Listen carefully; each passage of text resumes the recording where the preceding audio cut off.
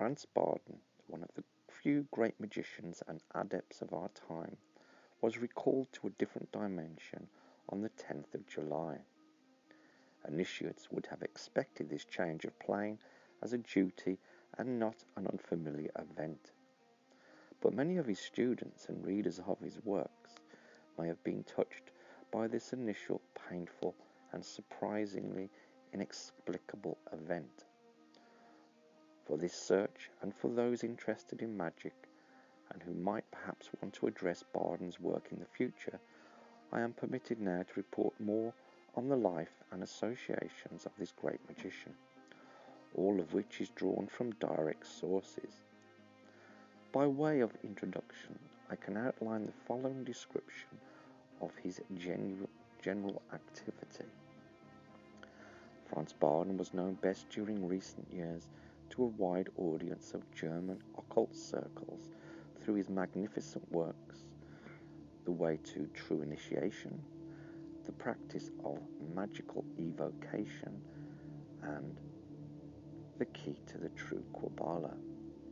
In these works, he revealed on behalf of divine providence, on whose surface he always acted without reserve. For the first time in earthly history, truths which until then were hermetically sealed, i.e. were secret, in these he gave precise instructions on magical actions, as always in a mature manner. He was also a magical researcher of a high degree, because he opened up realms which were previously inaccessible even to some of the initiated. He communicated with all 360 intelligences of the zone girdling the earth, knew their names and properties, and published their sigils.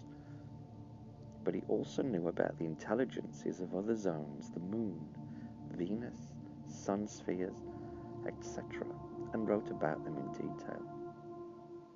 High insiders such as the Master Theroin Circle found through Bardon's confirmation of precise theoretical knowledge about the structure and nature of the cosmic spheres, and furthermore, Bardon opened the way for well-known physicists and mathematicians to fully confirm in a scientific manner the truth of these vast new territories.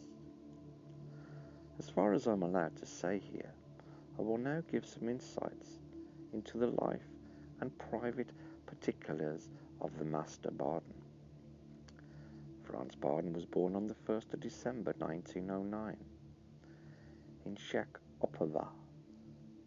It was also the earthly place to his passing on. On the 16th of July 1958, his physical body was cremated there. As he always had the ability to depart his earthly shell during his lifetime, a rapid destruction of the same seemed appropriate. His life was a worthy sacrifice for a true adept, for he took no regard for himself from foreign karma, and he was given the gift and skill, as one of the few chosen ones, to really alleviate and change human suffering. Bardon was chiefly a medical practitioner. To initiates, he is also known as the leader of a powerful White Lodge, taught at that time with the fight against the notorious former 99 Lodge and its demonic goals. At that time, he traveled extensively and directed his insights to those in his talks who had the ears to hear.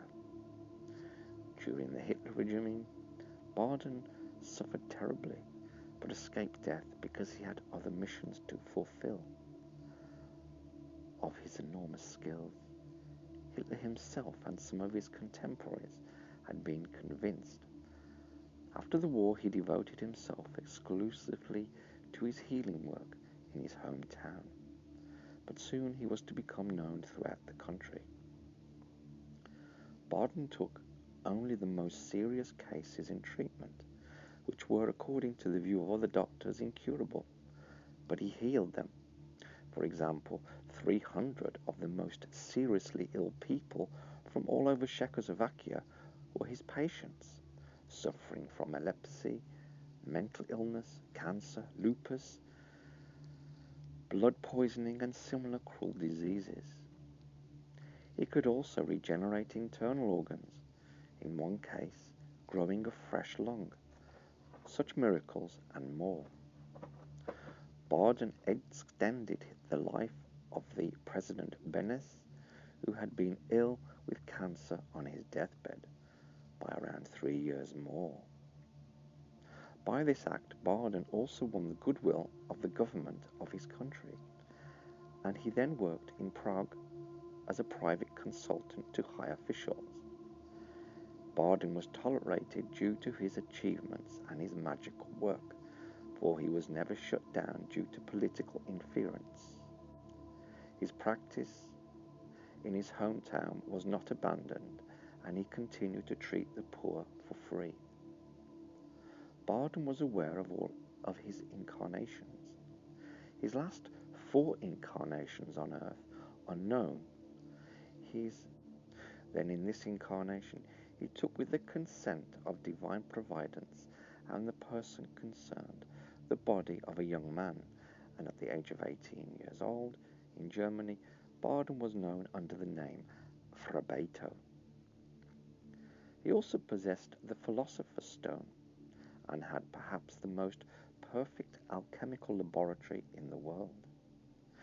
He was at home in the astral plane as in the mental plane, and could also directly act in the Akasha, dissolving both time and space to reality, as is said in magic. A lady whose last incarnation was in Tibet, in her youth manufacturing Tibetan silverwork, whose proper preparation is still not known, even then she had Bardon as her master, and she sought and found him in the present time. Besides direct magical healing powers, he used for special cases also magnetic healing elixirs. He concentrated in that way, for example, the essence of 10 kilograms of certain herbs in a single drop of a drug. Such performance was probably unmatched by any healing magic so far. His magnetism was so strong that by mere concentration of this odic charge, he could shatter a small crystal mirror. Franz Bardon was a kind man, a helpful, simple character, and he also displayed a sense of humour and paternal strictness when necessary. To the uninitiated, as with every true master, he never revealed his true mission, and he consistently rejected any cult of personality. He accepted only a small number of personal students, but had always magical oversight of each of his serious followers and readers. His works he wrote by explicit order of divine providence, and these 3 books reveal the secrets of the first 3 tarot cards. These each represent pages in the Book of God, that is, the entire divine hierarchy, which is symbolized in 72 cards. Bardon knew, however, all of these cards. This fact will shed light on the true size of this man, because already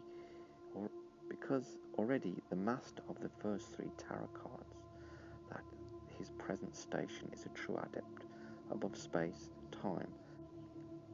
It should be mentioned from the start that an attempt of some astrological interpretation of Bardon, the magician, would be wrong-headed, as he was the master of any self-karma, and thus also able to overcome the effects of the horoscope. Being a magician means being a ruler in voluntary compliance with divine law. The master himself described his life in novel form entitled Frabeto. During the last months of his earthly life was still heavily going for Bardon.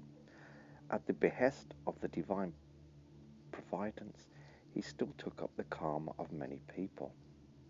He was aware of his imminent departure because with the revelation of the first 3 tarot cards, his earthly mission of this aeon was accomplished.